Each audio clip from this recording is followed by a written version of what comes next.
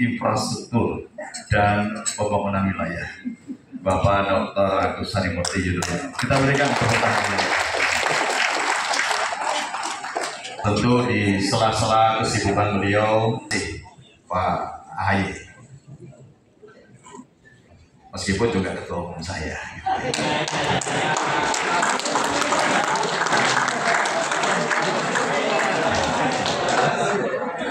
Ya.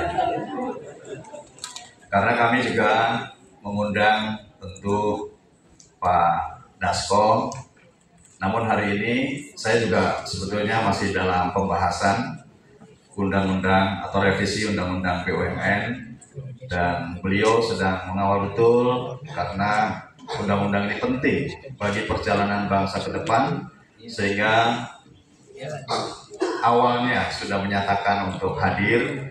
Mungkin karena persoalan ini harus tuntas segera dan ini menjadi jalan menuju kepada kesuksesan bangsa ini ke depan, maka beliau mohon maaf untuk tidak hadir.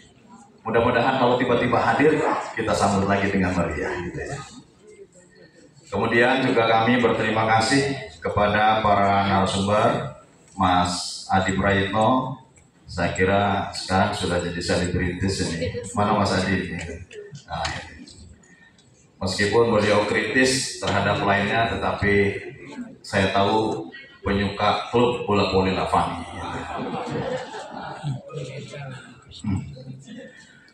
Kemudian para narasumber lain yang saya kira hadir, mudah-mudahan nanti bisa memberikan pencerahan kepada kita bagaimana mengulas baik dalam 100 hari maupun perspektif kita ke depan.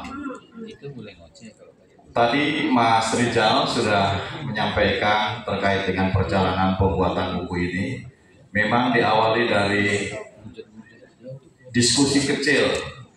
Kadang kita ngumpul di warung-warung kopi, di Turi, di mana saya ketemu. Ini sayang sekali ada program-program negara yang menjadi program unggulannya Presiden, tapi kami kok tidak memberikan tanggapan secara terdokumentasi.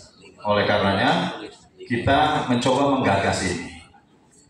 Perlu saya sampaikan kepada Pak Menko, kami ini kalau diskusi itu mendalam, kritis, dan tentu banyak objek yang kami bahas, tetapi dokumentasinya minim.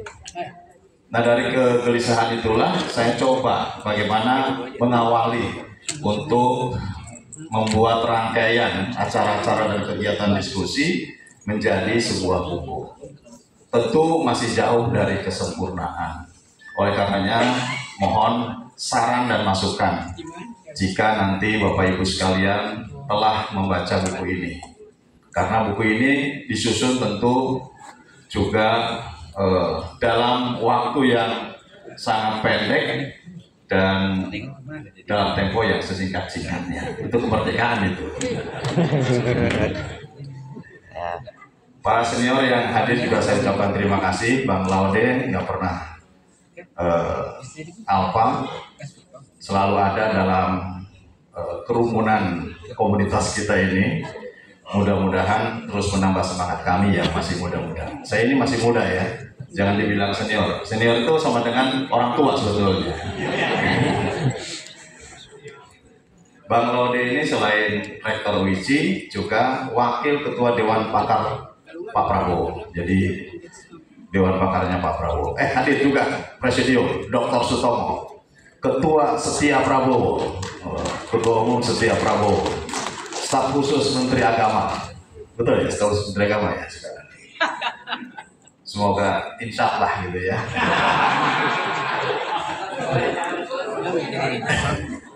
Kalau Bang Amri semenjak masuk ke BPKH sudah insaf sejak awal. Nah, jadi mudah-mudahan Bang Heri, terima kasih, anggota Ombudsman yang membidangi infrastruktur. Jadi beliaulah penanggap baik buruknya infrastruktur di Indonesia versi laporannya Ombudsman. Jadi mudah-mudahan kalau ke ketua umum saya baik-baik aja lah. Masih banyak. Kalau disebutkan satu persatu, saya kira nggak cukup waktu. Terutama yang mengherankan hari ini kok banyak ibu-ibu yang hadir gitu. Saya curiga ini yang menjadi pembicara utama kita ini disukai ibu-ibu saya. Biasanya banyak bapak-bapak, hari ini ibu-ibu yang banyak hadir. Bapak Ibu sekalian yang saya hormati, Pak Prabowo ini memiliki program-program yang luar biasa. 8 visi yang diemban yang kemudian dijabarkan dalam 8 program dan 17 program cepat. Tentu ini menjadi program 5 tahun ke depan yang saat ini sangat masif, ya, makan bergizi gratis. Tentu ini menjadi program yang akan ditemukan dimanapun kita masuk ke pelosok-pelosok, akan ditemukan. Memang targetnya 82,9 juta sasaran, namun memang baru tercapai beberapa. Mungkin nanti Pak Menko juga bisa menyampaikan terkait dengan update ya, karena beliau ini Menteri Koordinator yang menurut saya pasti mengetahui seluruh program yang ini menjadi program unggulannya Pak Prabowo. Nah, yang kedua juga jangan dipandang karena memang Pak Hei ini adalah juga bos saya gitu ya, di partai saya gitu.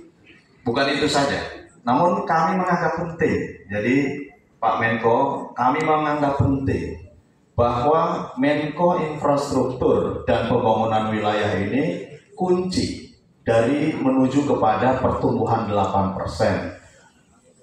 Kemudian kesejahteraan yang berkeadilan, pemerataan. Karena apa? Kuncinya di sini. Infrastruktur memegang kunci terhadap pertumbuhan wilayah. Kita bisa mengetahui bagaimana infrastruktur akan menjadi konektivitas terhadap pertumbuhan ekonomi baru. Coba kalau ada jembatan Sumatera ke Jawa, bagaimana derasnya nanti arus perdagangan dan peningkatan ekonomi antara Jawa dan Sumatera. Ini sudah dibuktikan oleh arus derasnya perdagangan dan pertumbuhan ekonomi Madura dan Surabaya setelah ada Suramadu. Ini juga akan dibuktikan bagaimana konektivitas yang terjadi di Batam, antar pulau nyambung, pasti tumbuh dan berkembang. Bagaimana ketika nanti infrastruktur dibuka di wilayah-wilayah yang ini punya potensi besar, bandara-bandara, kereta cepat dengan pertumbuhan, dengan kecepatan transportasi antara Jakarta Bandung, tingkat kemacetan di Bandung juga meningkat. Karena kemacetan itu adalah salah satu ciri pertumbuhan ekonomi. Jadi betapa infrastruktur ini menjadi kunci tadi terhadap pertumbuhan ekonomi, terhadap pertumbuhan terhadap pengembangan ekonomi baru, terhadap pemerataan, terhadap kesejahteraan yang berkeadilan, dan tentu infrastruktur juga akan mengurangi terhadap biaya. Kami terima kasih Pak Menko kemarin di acara Nataru penerbangan diskon 10%, diskon 10%, betul ya? Tepuk tangan dulu.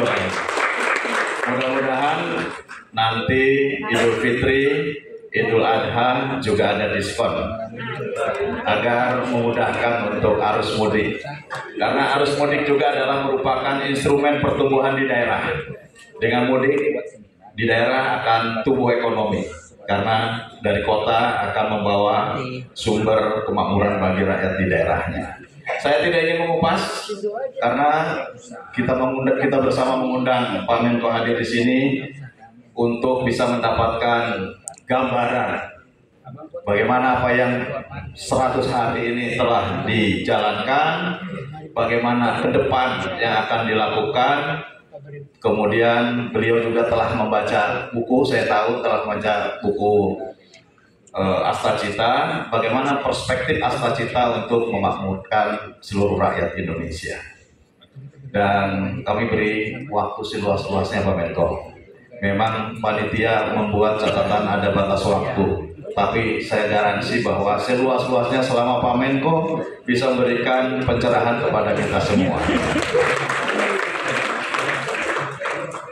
Saya ucapkan terima kasih kepada Bapak Ibu sekalian yang hadir, teman-teman media massa yang hadir banyak sekali. Saya kira hari ini biasanya hari Jumat memang tidak ada rapat-rapat, kecuali kami sedang ada rapat considering undang-undang. Jadi teman-teman media dari DPR alhamdulillah juga bisa hadir di sini. Mudah-mudahan Allah Subhanahu wa Ta'ala tentu memberikan berkah kepada kita semua dan acara ini bisa berjalan lancar. Saya sebagai bagian dari Presidium Majelis Nasional KHMI saat ini mengucapkan terima kasih. Wabillahi taufiq wal hidayah. Assalamualaikum warahmatullahi wabarakatuh.